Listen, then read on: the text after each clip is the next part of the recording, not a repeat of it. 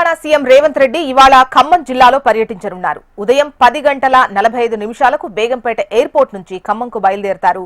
మధ్యాహ్నం 12 గంటలకు ఖమ్మం చేరుకుని ఏదులాపురం మున్సిపాలిటీలో పలు అభివృద్ధి పనులకు శ్రీకారం చుడతారు. ఇక నర్సింగ్ కాలేజ్, మద్దులపల్లిలో అగ్రికల్చర్ మార్కెట్ను ప్రారంభించడంతో పాటు జేఎన్టీయూ నిర్మాణానికి, కూసుమంచులో 100 పడకల హాస్పిటల్ నిర్మాణానికి సీఎం శంకుస్థాపన చేస్తారు. ఆ తర్వాత అక్కడ ఏర్పాటు చేసిన భారీ బహిరంగ సభలో పాల్గొని ప్రసంగిస్తారు. మధ్యాహ్నం 2 గంటలకు మంత్రి పొంగులేటి నివాసంలో భోజన విరామ అనంతరం సిపిఐ పార్టీ మీటింగ్కు హాజరవుతారు సీఎం రేవంత్ రెడ్డి. ఆ తర్వాత అక్కడి నుంచి హెలికాప్టర్లో మేడారం చేరుకుని హరిత హోటల్లో జరిగే తెలంగాణ కేబినెట్ భేటీకి హాజరవుతారు.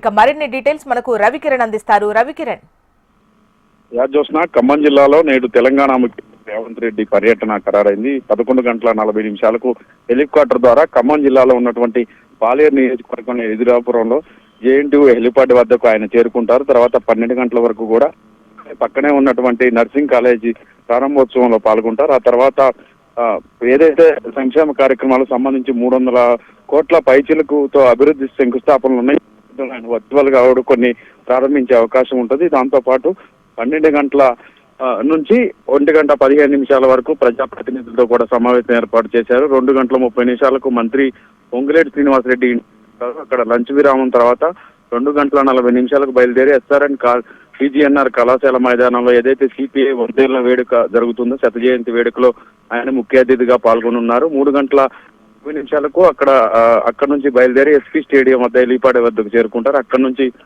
ములుగు జిల్లా తాడ్వాయి మండలం మేడారకు చేరుకుంటారు. ఈ నేపథ్యంలో పూర్తిగా ఖమ్మం ట్రాఫిక్ సంబంధించి కూడా పూర్తిగా కూడా క్లోజ్ చేయడం జరిగింది.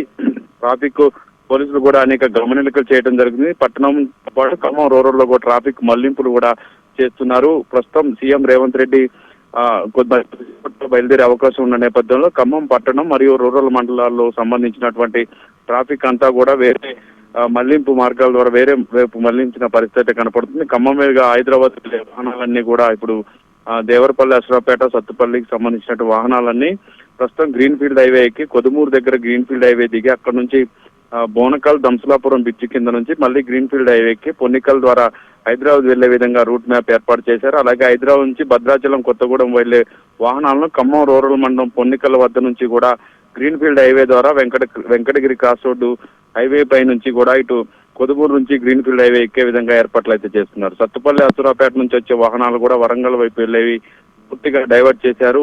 డోర్నకల్ మీదుగా మహబాద్, వరంగల్ వెళ్లే విధంగా ఏర్పాటు చేశారు. అలాగే ఇళ్ల ఖమ్మంలోకి వచ్చేటటువంటి వాహనాలను రఘునాథపాలెం నుంచి కూడా డైవర్ట్ చేయడం జరిగింది. పూర్తిగా ఖమ్మం రూరల్ మండలానికి సంబంధించి పూర్తిగా అన్ని ట్రాఫిక్ ఆంక్షలు ఏర్పాటు చేశారు. పూర్తి స్థాయిలో భద్రత ఉండే అవకాశం.